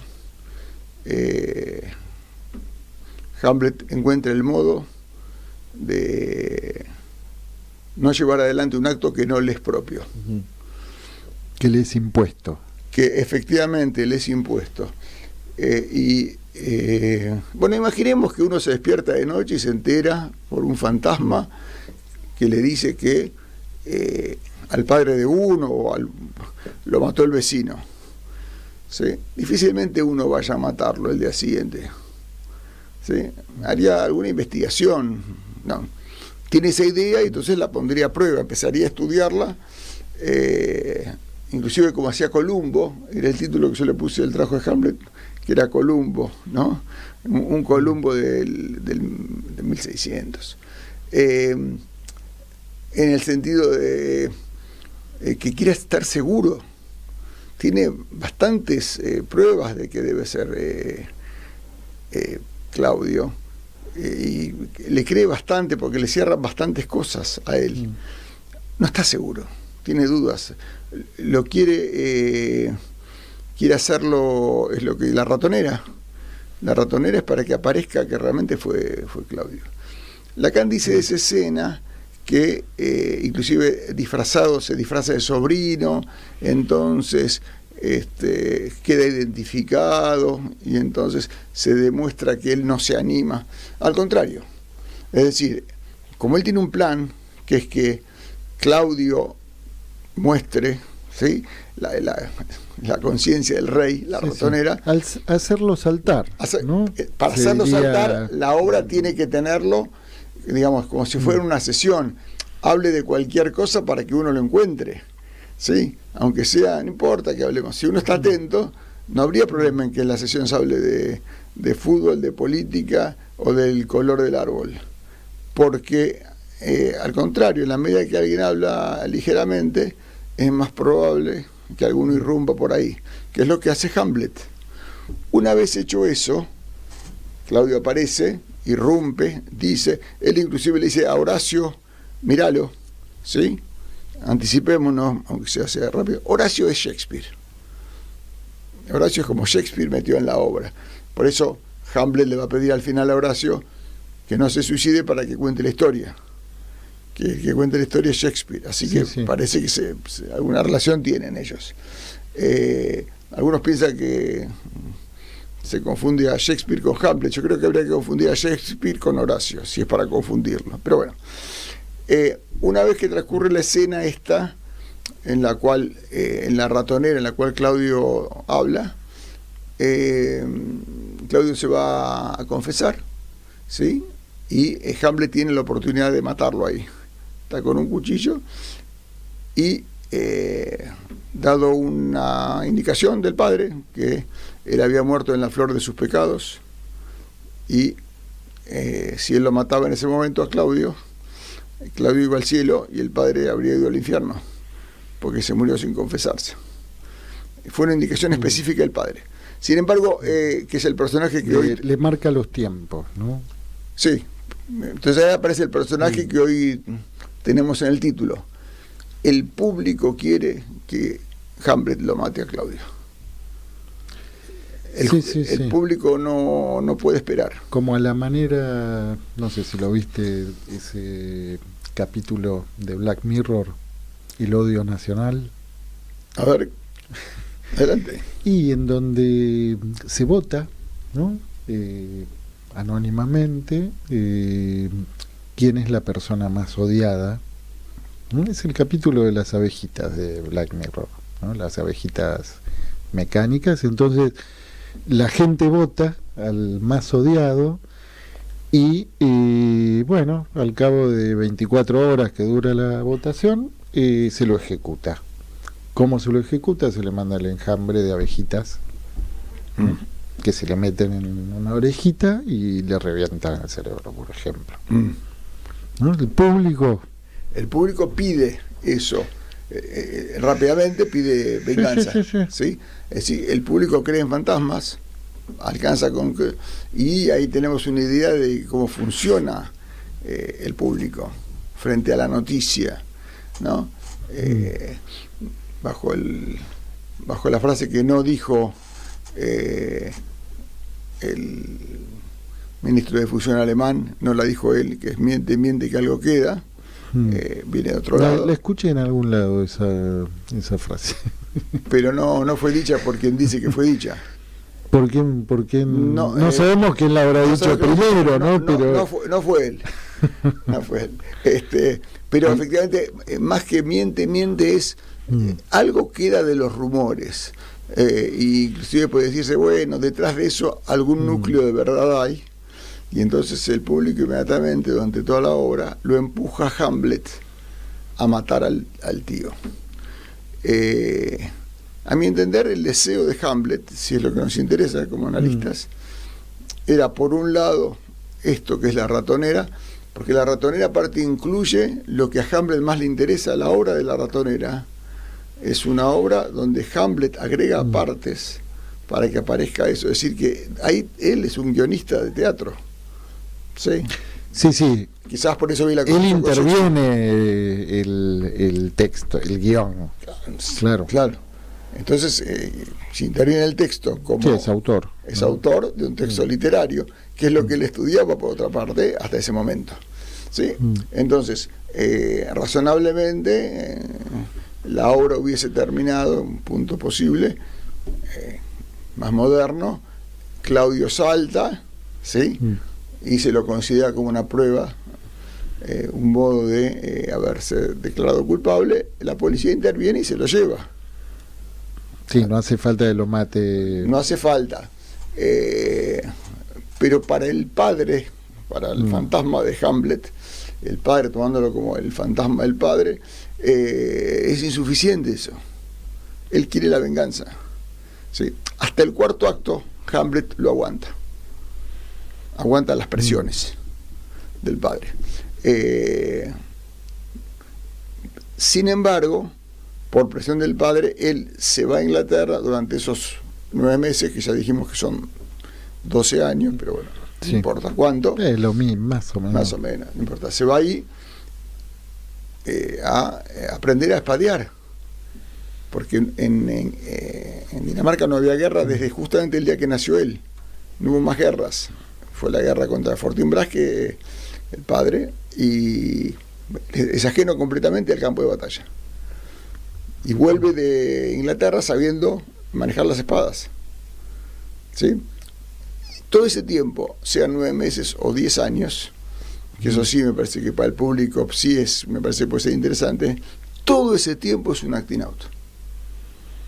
Es decir, todo el tiempo él está tratando de entrar a la escena del padre, que el padre lo acepte. ¿Sí? Para eso lo hace. Bueno, pero notoriamente no es su deseo, se prepara para lo que el padre pide. Es cierto que en el quinto acto él aparece más sereno, ¿sí? Más sereno o más sometido, ¿sí? Porque una de las posiciones posibles de estar sereno es estar sometido, es decir, ya no discutir más. Sí, rendirse. ¿No? A mi entender esa es la palabra adecuada. Hoy estás así muy preciso con los términos. No, te escucho. Sí. Me parece que sí, que él se rinde y llamativamente lo dice en un modo que no ha sido leído por los colegas muchas veces, cuando en un momento Horacio, nuestro amigo Shakespeare, le dice, porque dice, bueno, acá me parece que hay trampa. Que acá hay trampa, que acá algo raro, esto de la Laertes, y que yo de los caballos, que sé yo, de las espadas, es raro, y que Claudio fue para mí, no sé, todo es raro. Entonces Horacio, prudente, le dice, bueno, no vayas. Si ves que hay algo raro, ¿sí? Si no, no es obligatorio. Esto no es un partido de la Copa, no te van a sacar los puntos. No te van a suspender, puedes ir, no tenés por qué ir. Y Hamlet dice para mí la frase que es como la frase.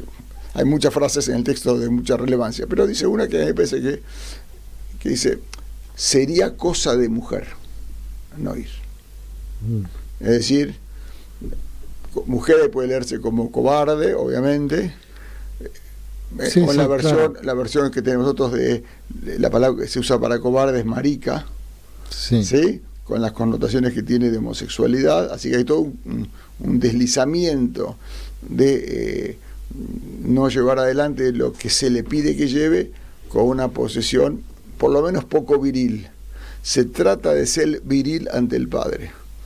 Él, para que el padre no crea, que el padre le había dicho eso, que era un cobarde, él, para que el padre no crea que es mujer, con las connotaciones que quieran tener, va a dar la vida. Va a dar la vida para que el padre no crea. ¿Sí?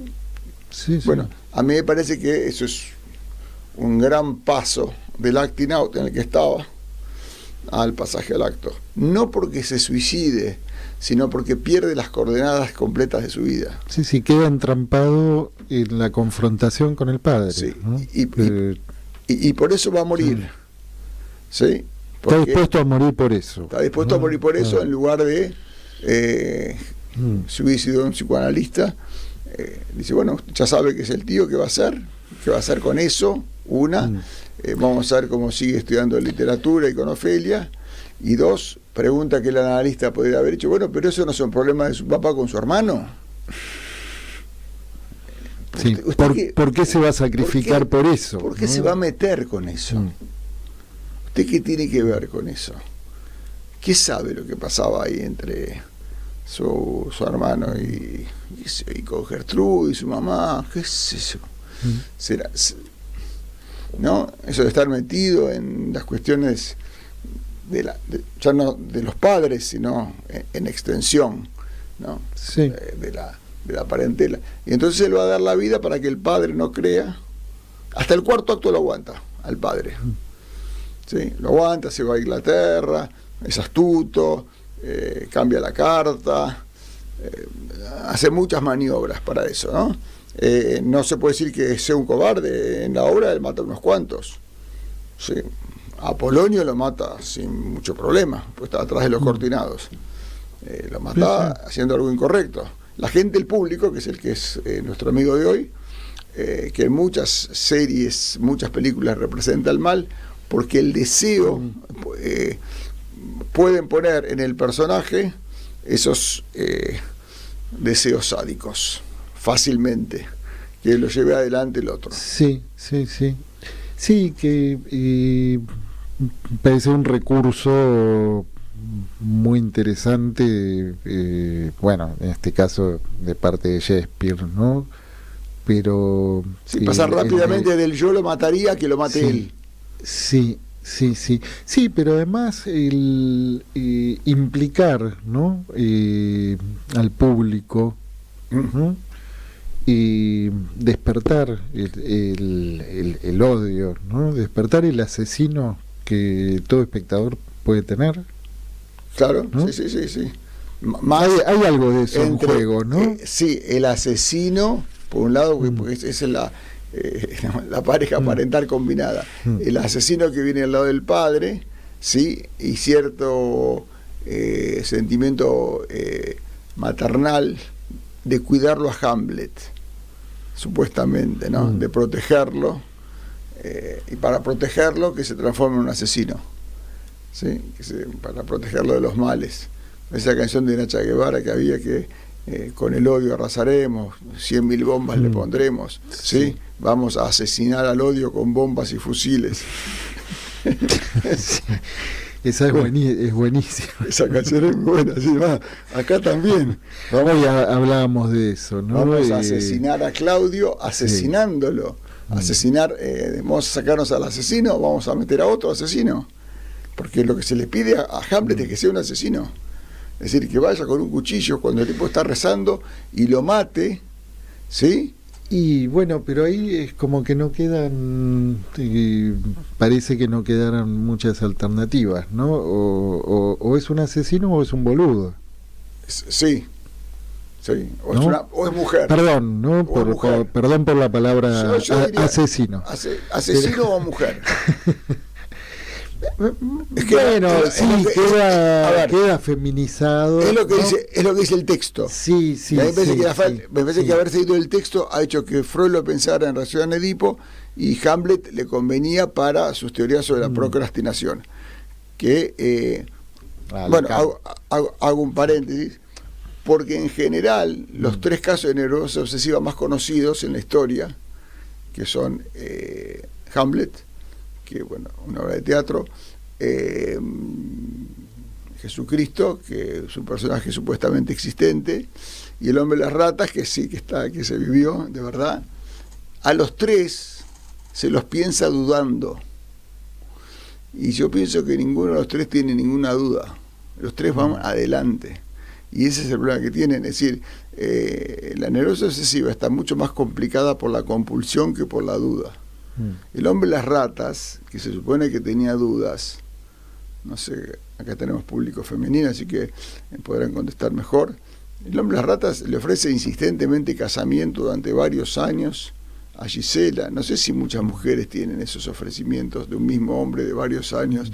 Le dicen que no y el tipo insiste, y Freud le cuenta todas las contras que tiene Gisela, y el tipo va y no puede tener hijos, y no tiene dinero, y la carne todo, y el tipo insiste.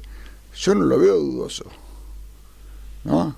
La duda la tiene Freud, en todo caso, que no entiende cómo Gisela no le da bola, siendo un candidato, ¿no?, judío, abogado, prestigioso. Sí, para ella un buen candidato. Muy buen candidato. Para Freud, por lo menos. Para ella no. Sí, Freud, para ella no. Para Freud. Pero para Freud sí. Pero Freud insiste que hubiera cerrado trato. Bueno, Jesús también, ¿no? Él va Jesús, porque, a ver... Jesús no tiene ninguna duda, organiza ese acto que es le dice a cada uno lo que tiene que hacer, le dice a Judas que lo traicione, le pide a Pedro que no lo reconozca, organiza toda la mesa, empieza y prepara todo eso para cumplir con el mandato paterno, ¿sí? Por eso en el libro de Saramago está esa discusión entre el diablo y Dios, y el diablo le dice a Dios: para un poco, es tu hijo, para un poco, ¿cómo lo vas a hacer? Es el plan que se necesita, vamos para adelante con esto.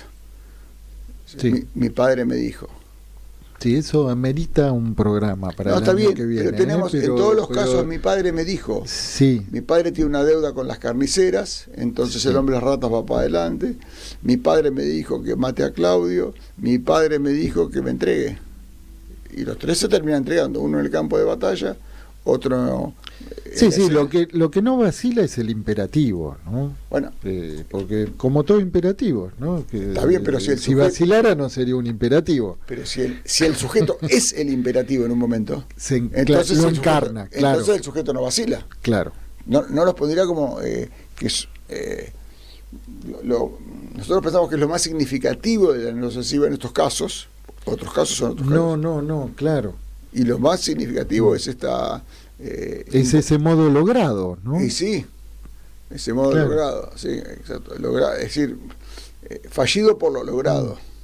¿No? Claro, ¿sí? Claro, porque es el triunfo. Si ¿no? Claro, si el acto fallido es el acto logrado, sí. Generalmente el acto logrado es fallido. Sí. Porque viene así como una orden fuerte a la cual el sujeto no se puede resistir de ningún modo. Y va para adelante. Entonces Hamlet, que supuestamente piensa demasiado, Bloom dice, piensa demasiado bien. ¿Sí? Lacan dice, hasta el cuarto acto no hace lo que tiene que hacer. No, hasta el cuarto acto hace lo que no quiere hacer, claro. Y en el quinto acto hace lo que el padre quiere que haga. ¿Sí? Sí, hasta el cuarto acto resiste la embestida, ¿no? Se podría decir. Sí. En el mismo sentido, creo que vale la pena situar una lectura que fue también insistente sobre el deseo de Gertrudis sobre Hamlet. Y más bien lo que uno encuentra leyendo la obra es que Gertrudis sexualmente vive en Plaza Italia. Es decir, cualquier bondi la lleva. ¿Sí? El que venga. Ajá. Sí. Entonces, ella no tiene un deseo por su hijo, tiene un deseo por los objetos. Puede ser cualquier escena. ¿Sí? No hay mucha discriminación de objetos. El problema en ese sentido no es que Hamlet sea el falo de la madre, sino que Hamlet no tiene la menor idea cómo se puede ser el falo de la madre. No tiene ni idea. Porque en todo caso está claro que entre eso se puede decir sin problema. Nosotros no hacemos eso que se hacía otra época en psicoanálisis, de hacer la serie de objetos y encontrar los parecidos, ¿no? Porque los parecidos están en el campo significante. De todas maneras, en el caso particular de este amigo Hamlet, entre los dos personajes que tiene la madre, si algo se caracteriza es que no se parecen en nada. No, pero lo parecido, o en todo caso lo que hace serie, es que ninguno está a la altura. No, el padre sí. El padre... estaba a la altura. Sí, Hamlet era... Sí, de hecho Hamlet dice de Claudio, no tiene los méritos que tiene. No, pero para Gertrudis, digo. ¿no? Sí, no importa los méritos en todo caso. Ninguno está a la altura. No. Ni siquiera Hamlet. Lo importante es que haya alguien en la cama, ¿sí? Y se organizan las cosas de tal modo que Hamlet termina recomendándole que esté en la cama con Claudio para que Claudio no sospeche. Pero de última es una manipulación que la madre hace para que su hijo la autorice, cosa que no es tan sencillo para los padres ni para los separados, que los hijos pidan que los padres tengan a alguien en la cama, ¿no? Gertrudis lo consigue. Aparentemente es una estrategia de Hamlet, pero no es un manejo de la madre. Y entonces ella ahora se puede acostar con Claudio tranquila porque Hamlet le pidió. Mi hijo me dijo, a decir, ¿sí? Es el viejo truco. Sí. Mi hijo me lo pidió. Sí, claro. Entonces, es para mi hijo. Cojo con el tío porque mi hijo me dice, no sea cosa que sospeche, que yo sospecho, que vos sospechas de él y todos sospechan. Ya se sabe todo. Sí. Sí. No, hoy te decía, hablábamos justamente del odio, esa suerte de yin y yang, ¿no? Entre el amor y el odio, ¿no? Pero después aparecía esta suerte de frase de campaña, ¿no? El amor vence al odio. A ver, Y el amor no vence nunca al odio. No, si algo está claro, inclusive ya en Otelo, que eso que lo hemos comentado, que la ira le gana al amor, ¿sí? La ira le gana al amor y bueno, de eso vamos a ver en febrero cuando hablemos de Romeo y Julieta. Sí. Que la ira le gana al amor. Ahora, lo que no estoy tan seguro es que amor y odio tengan el mismo origen. Me parece que al revés, que tienen orígenes disímiles y en algún momento se juntan. Me parece, pero bueno, eso es... Bueno, eso para febrero vamos a tener tiempo de el amor es como... El odio es como muy iniciático, ¿no?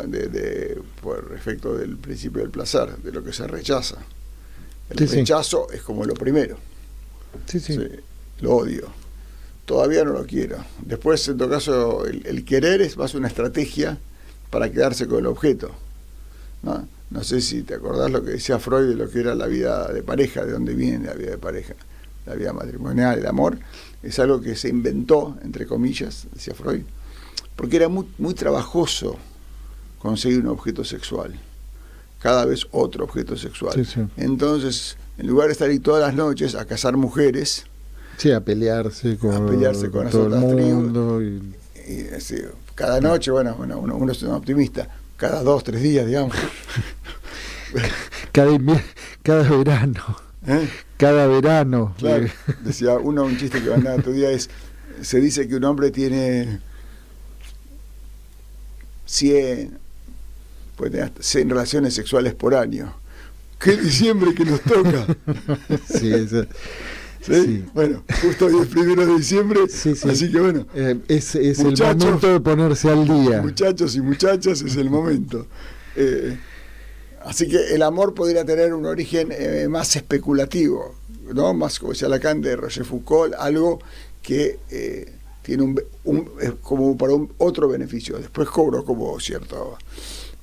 tiene mejor prensa. Y bastante, sí, es cierto, es cierto. Aunque seguramente detrás de todas las escenas esas que salen en los diarios, amor no falta en esos incendios de mujeres y demás. No digo que sea lo único, ¿no? Pero suelen ser en nombre del amor, ¿no? Del amor no correspondido, del amor traicionado, ¿no? Pero está el amor por lo menos en nombre del amor, ¿no? Está nominado el amor en esas. ¿Y el amor cómo circula en Hamlet? Bueno, hay como varias teorías. Por un lado está la teoría que me parece que es posible pensar que él no quiere a nadie. Porque hay nadie quiere a nadie. Se pareciera que nadie quiere a nadie. Sí. ¿No? A mí me parece, yo le digo bastante, que él no quiere a nadie los personajes. No lo enunciaría así, yo enunciaría, Hamlet no quiere a nadie de modo tal que le permita salir del imperativo paterno. ¿Sí? Que uno puede decir, bueno, no es amor suficiente. Digamos, hasta unas horas antes de que él se enterara de la aparición del Ghost, o de ese, vamos a llamar, esa pesadilla o ese sueño que tuvo, él estaba con Ofelia. Esa epifanía, ¿no? Claro, pero él hasta ese día estaba con Ofelia, no, y había cartas de amor, y estaban juntos. Bueno, ahí sí que tenemos con el diario del lunes. Entonces decimos que no la quería. A mí no me parece, me parecía que está además, una vez que el imperativo paterno se impone de ese modo, es muy difícil analizar cualquier otra cosa, porque lo único que hay es eso. Sí. ¿Sí? Digamos, en general, cuando lo único que hay es eso, estamos al borde del pasaje al acto. No del suicidio, del pasaje al acto. No, pero está bien. Me parece que es un punto importante, ¿no? Porque ahí de pronto eso que se presentaba con todas las coordenadas del amor, ¿no? De pronto pasa a no tener, a no ser nada al lado de lo otro que se impone, ¿no? Bloom también dice que tampoco lo quiere Horacio y que él le salva la vida. Horacio se quiere suicidar y Hamlet le dice que no porque tiene que escribir la historia y que tiene que cuidar su nombre y más. También podría leerse al revés, que Hamlet encuentra una buena razón para que Horacio siga vivo, porque ellos se quieren mucho. Digo, solamente para dialectizar lo que estabas preguntando. Él lo quiere mucho Horacio lo quiere mucho a él, Horacio está dispuesto a acompañarlo en este final, y Hamlet él le dice, no es necesario. Tenés cosas para hacer en la vida, vivílas. Y yo ya estoy muerto, no me puedo salvar. Así que yo tengo dudas de que él no quiera a nadie. Al padre lo quería, a Horacio lo quería, y a Ofelia la quería. Sí, y de hecho es un personaje que se hace querer, ¿no? Porque esto que vos traías, ¿no? Que de pronto el público, ¿no? Termina odiando y alentando el asesinato, ¿no? Por amor a Hamlet. Y por la demanda, aparte del amor a Hamlet, que es 100%, el amor, como todo amor al ideal, viene de la mano de que se supone que Hamlet y todos, yo por lo menos, queremos ser reyes. Todos quieren ser rey. Y eso está diciendo, o rey o reina o princesa. Hamlet no. Cuando se toma la escena de cuando está en el entierro de Ofelia, Hamlet dice, yo soy Hamlet el danés, y entonces ahí todos muestran como que ahora Hamlet ha asumido las vestiduras del cargo. Bueno, no sé cómo es, yo no manejo tanto el inglés ni el danés, pero si yo digo yo soy Hugo el argentino, no quiero ser rey. Ser el danés está muy lejos de ser el rey. Puede que en Dinamarca se use así, creo, no sé, puede que sí, pero él no dice soy Hamlet el rey. Y tampoco él pregunta cómo es que Claudio es rey. Claudio es rey, ¿por qué? En Inglaterra la sucesión del rey era al hermano. ¿Dónde es eso? O es porque la reina era ella y él es el rey consorte. Y en todo caso, si quería ser rey, alcanzaba con esperar. Sí va a ser rey. No parece que quiera ser rey, pero el público no tolera ni que no lo mate, ni que no quiera ser rey. ¿Sí? Todos quieren ser rey, ¿no? A través de él, ¿no? El otro día me preguntaba un paciente divertido, me preguntaba seriamente, ¿por qué alguien podría querer ser presidente en la Argentina? ¿Por qué? ¿Qué es lo que hace? que quiera ser presidente y que haya tanta gente, tantos que quieren ser presidentes acá. ¿Por qué? Porque aunque sea viendo las caras de los presidentes cuando entran y cuando salen, sería motivo para no querer serlo, ¿no? Bien. Así es. Y con esta gran pregunta, ¿no? De ¿por qué alguien puede querer ser presidente en la Argentina? Y llegamos al final de este programa y del ciclo, Hugo. Muchísimas gracias por haberme invitado, por haberme hecho participar del programa y por saber que vamos a continuar el que viene. Sí, también para nosotros una gran noticia saber que vamos a seguir con esta saga el año que viene. Así que bueno, nos estamos despidiendo hasta el próximo viernes aquí en Pulsión de Radio.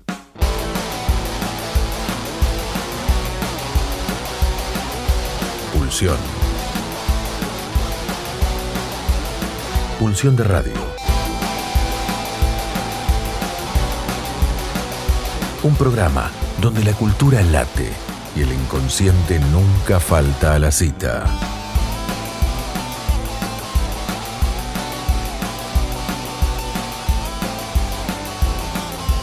Nos volvemos a encontrar el próximo viernes de 22 a 24, aquí en la RZ.